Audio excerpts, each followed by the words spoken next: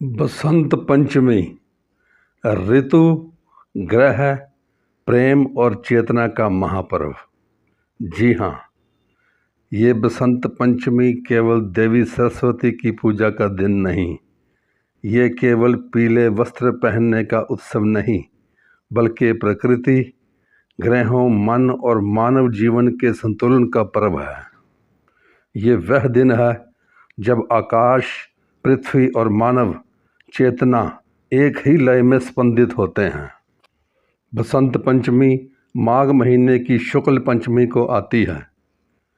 इस दिन सूर्य मकर राशि में प्रवेश कर चुके होते हैं और उत्तरायण की यात्रा कर रहे होते हैं। उत्तरायण का अर्थ है सूर्य का उत्तर की ओर बढ़ना, जिससे हमारी पृथ्वी पर ऊर्जा, ताप और प्रकाश धीरे धीरे बढ़ने लगता है।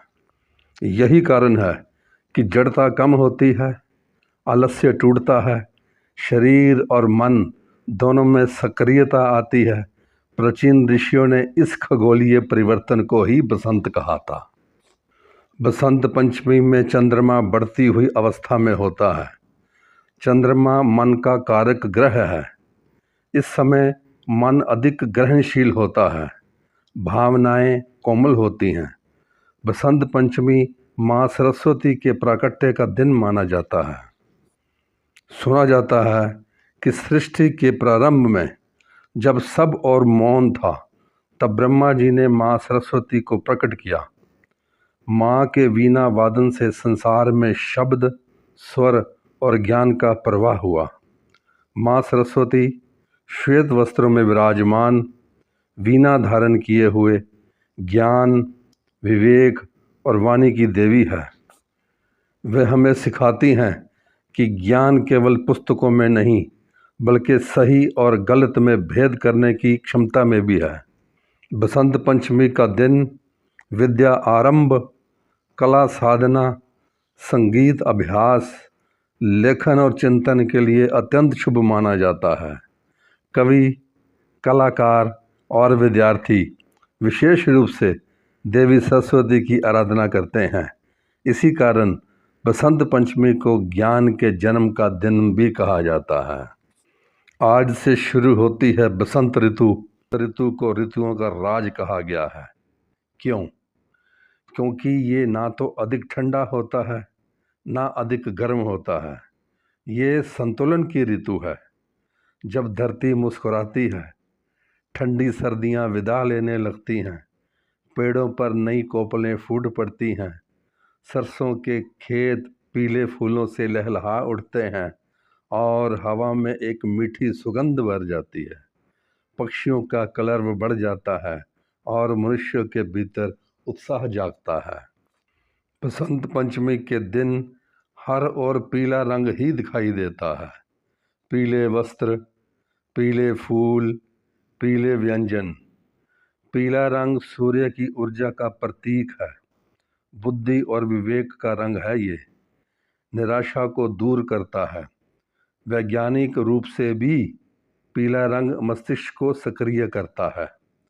सरस्वती माता का आसन श्वेत है, लेकिन बसंत का रंग है पीला, यानी ज्ञान जमा ऊर्जा इज इक्वल टू विवेक।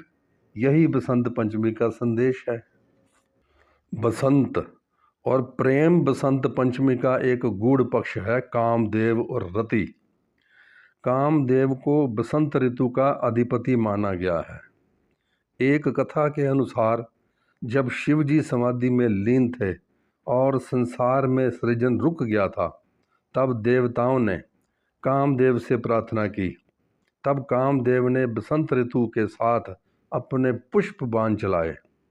यद्यपि शिव जी के क्रोध से कामदेव भस्म हो गए थे, परंतु रति की तपस्या से कामदेव अनंत रूप में सदा के लिए बसंत में वास करने लगे।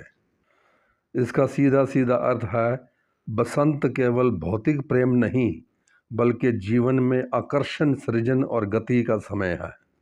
बसंत पंचमी को पतंगें क्यों उड़ाई जाती हैं? इसका बहुत गहरा संबंध है। आप देखिए, आकाश में उड़ती हुई पतंग मनुष्य की आकांक्षाओं का प्रतीक है। डोर हमारे संयम और विवेक का प्रतीक है, और हवा प्रकृति की शक्ति का प्रतीक है। यदि संतुलन बिगड़ा तो पतंग कट सकती है। यही तो जीवन का संदेश है।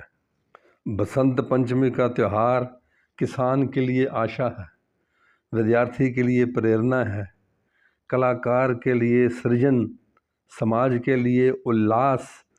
लोग हंसते हैं, पतंग उड़ाते हैं, जीवन के प्रति नया दृष्टिकोण अपनाते हैं। यह हमें सिखाता है कि जीवन में हर जड़ता के बाद बसंत आता है, हर अंधकार के बाद प्रकाश आता है, और हर मौन के बाद संगीत बजता है। यदि हम ज्ञान, प्रेम और संतुलन को अपनाएं तो हमारा जीवन भी सदा बसंती बन जाता है। तो आइए इस बसंत पंचमी पर हम आकाश को देखें, अपनी धरती को महसूस करें और अपने भीतर झांक कर देखें, और हम माँ सरस्वती से प्रार्थना करें कि हमें ऐसा ज्ञान दें जो अहंकार ना बढ़ाए, हमें ऐसा प्रेम दें जो बंधन ना बने, हमें ऐसा विवेक दें जो जीवन को सुंदर बना दे। बसंत पंचमी की आप सबको हार्दिक शुभकामनाएं।